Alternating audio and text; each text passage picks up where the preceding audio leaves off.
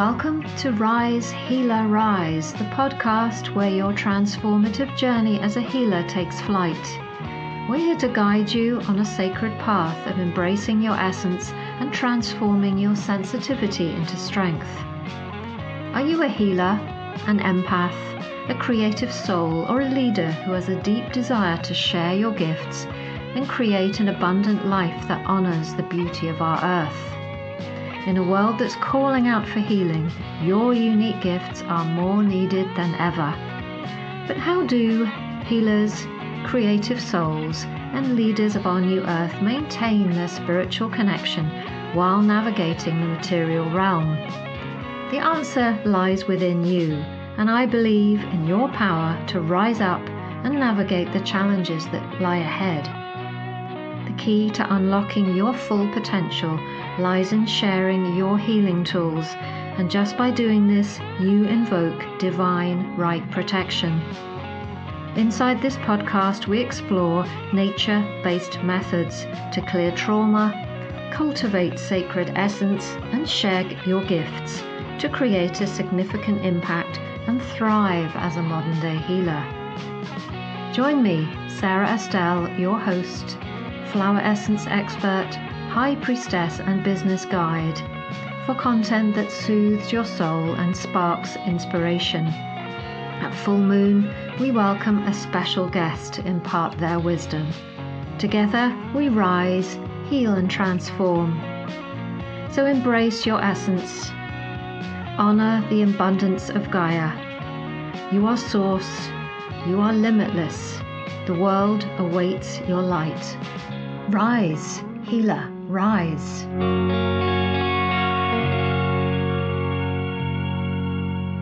Welcome to Rise, Healer, Rise. I'm your host, Sarah Estelle Turner, and today we have a truly fascinating episode. We're diving into a topic that isn't often discussed, flower essences for men. So I had the pleasure of interviewing Stefan Ball from the Bach Foundation, and we explored why the world of energy healing tends to attract more women than men, and how men might experience motions differently, and which Bach essences can be particularly supportive for them. This conversation is not just insightful, but also a call to action. So we challenge all our female listeners to share this episode with a man they love. Imagine a world where essences are embraced and understood by everybody, regardless of gender. Let's take a step forwards towards that vision together, and please enjoy this episode from the archives of my previous show. Yeah, it is one of the invisible areas, I think, because certainly something we see ourselves on courses and among practitioners is that the vast majority are female. The men are few and far between. So I think when we think about flower remedies for men, it is often a bit of a hidden area. It is, isn't it? It is interesting because certainly every course that I've been in, there's usually a couple of token men in there somewhere. What is really, really interesting, and I guess we're going to touch on this as we talk about it, is that many of the very well-known producers of flower essences, including Dr. Bach himself, obviously, are men. Yeah, I think that's right. And in fact, I think if you look at for want of a better word, the top, I don't really like that word, but you know what I mean, the people who are most visible in the profession, I think is probably about 50-50. Yeah. When you go, down to sort of practitioner level, it's the vast majority female. And I think when you look at people actually using and buying essences, remedies, I think you're looking at almost exclusively women, which is very interesting. And I think it says something about the way that men in general, men who are perhaps not aware of Dr. Bach's work or other people's work or the remedies at all, they don't go looking for flower essences, flower remedies. And I think that's almost a cultural thing. And I think a part of the problem is, in fact, the word flower in there, which kind of sends a message that to some men that this is something that's more feminine and more suitable for women than it is for men. I mean, I'm sure you see, like, if you when you see men buying flowers for someone else, they've got this wonderful way of kind of carrying the flowers, where it's almost like, this is nothing to do with me. It's like it's slightly almost at arm's length. And I think it's the same thing when you look at flower remedies. I think there's kind of almost a cultural expectation there that because there's the word flower in the product, it's in some way it's aimed at women. And then, of course, when people learn what they're about, which is about balancing emotions, that too, I think, especially for perhaps people of an older generation, it sends a signal that this is something that is more a female concern than a male concern. All of this completely wrong, of course, but I think there's that cultural kind of expectation going on. Now, clearly, this is something you're quite passionate about, as you wrote a book about it, and we'll tell everybody more about your book towards the end of the interview. But what ignited your passion to actually write a book about it? Well, I think it was exactly that. It was just the fact that when I first became involved in flower remedies and became interested in Dr. Bach's work, everyone I knew who was using remedies was female, and I found myself, if people, when I was writing that book, and I wrote a book before that, and when I was writing the book before that as well, when people said, "What are you working on?" I found myself with a kind of a slight hesitation in saying I'm writing about flower remedies, because it sounded weird to me.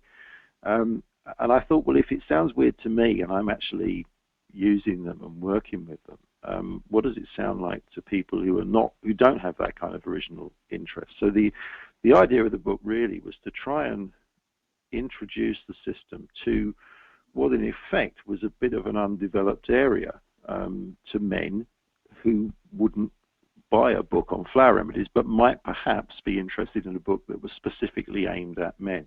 So although in many ways, you can say that the basic principles of the thing are exactly the same for men and women and children and animals and everyone. I mean, it's, you're selecting for emotions and so on. There is a kind of sense in which men are undeveloped in the terms of their interest in the system and what it can offer. So if you created a book specifically for them, you might be able to pull them in and get them interested. Because if they think, well, this is relevant to me, and you're talking, like the book talks about things like sports and sex problems and retirement and career and all these kind of things, which are traditionally in our culture tend to be male dominated areas, or there's an expectation that they are going to be male dominated areas. And so if you can address those things very specifically, you can maybe get people to be more interested than if you simply talk about balancing your emotions and dealing with your relationships and that kind of thing. And the other thing that occurred to me, because at the time I was occasionally kind of called in to sort of meetings with people who were involved in marketing flower remedies. And every time that they would talk about who they were trying to address with their advertising or their marketing and so on, it was always basically aimed at women. And I felt quite resentful about that. I thought, well, you're not talking to me. You're not talking to me and my mates down Fulham Football Club and all the rest of it. You're not talking to those people. And there's a kind of a self-perpetuating thing here, where if you always aim your messages at women, then it should be no surprise that the people who will listen to it will ultimately be women. So someone, some point, has to take a step outside and address the other half of the population. And so I kind of rather ambitiously took that upon myself. Yeah, and I really get that, and feel pretty passionate myself at trying to alter the balance and shifting, because men, yourselves, I know from my own personal life and from the men in my family and in my network, life is tough, just as it is for women nowadays, and it can be so supportive to have something that can really help you to take you through those times. So I'd love to know, though, what your take is on, do men feel differently from women? Do men feel differently from women? Yes. I don't think they do. I don't think they do at all.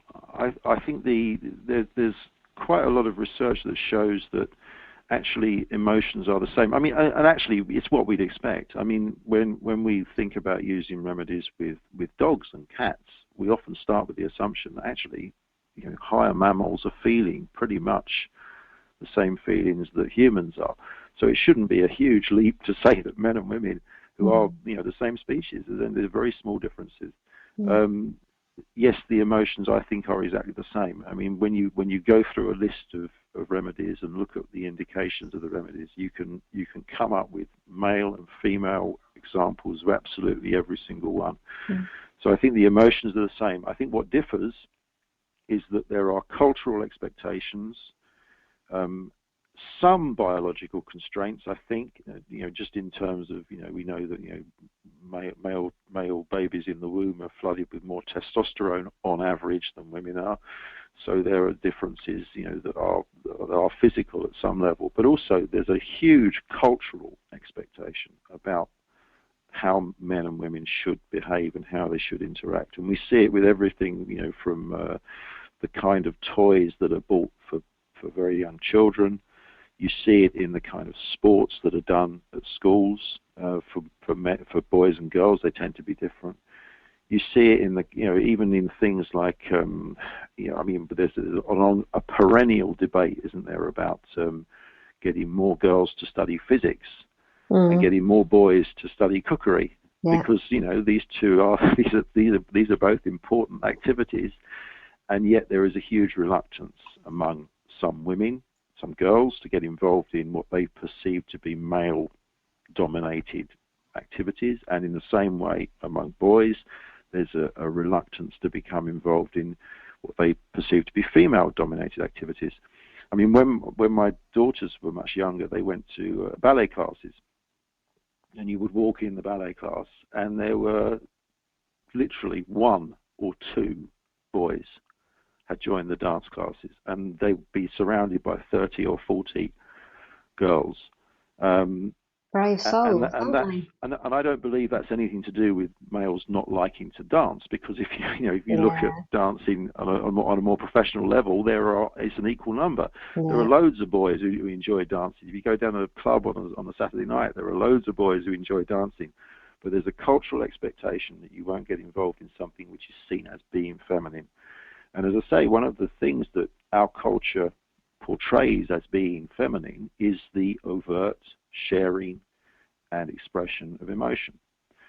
So when you have when we think about, are the emotions different? No, I don't think they are. But what is certainly different is the degree to which society and the culture believes that emotion should be expressed.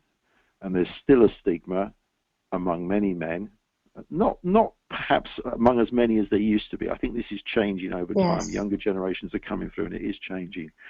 But certainly, if you go to kind of men who are kind of 40 or older, maybe there are a large number of men who still think that expressing emotions, admitting to feeling emotions, is somehow unmanly. So that when you look at that in terms of flower remedies, the big difficulty is actually finding out what the person feels. But you can start really with the assumption they certainly feel something. I don't think there's any question about that. It's interesting, isn't it? Very, very interesting. And so obviously being male, being very passionate about sharing this and empowering men to help themselves in their lives with all the challenges that we all have, what ways have you found through all of this to actually bring men in? Well, I wish I could pretend that I wish I could claim that I've been more successful, because the truth is I'm not sure how successful the book has been in those terms, because my impression is that the vast majority of copies of the book are bought by women who are buying them either for men or so they can try and find remedies for a man. But there's not that many still who men themselves, I think, who buy the book, and we still see on courses, even after all these years. I mean, that book was published, in sort of 18 years ago now, but even after all that time, we still see on courses that most of the people coming on the courses are female. So I think we're in for a long haul and a long grind. I think what I think will make a difference is when actual remedy makers and remedy producers begin to address men more than they do now. I think that will make a difference. And one of the things they might have to do is actually think about how they market products to people. And they might have to be a bit brave and come up with